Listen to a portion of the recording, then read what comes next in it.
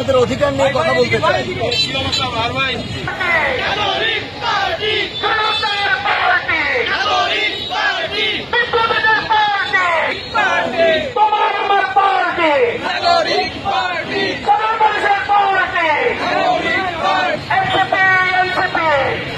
নতুন রাজনৈতিক দল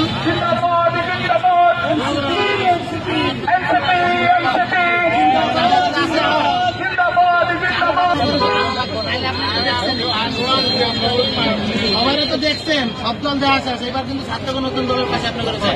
ইনশাআল্লাহ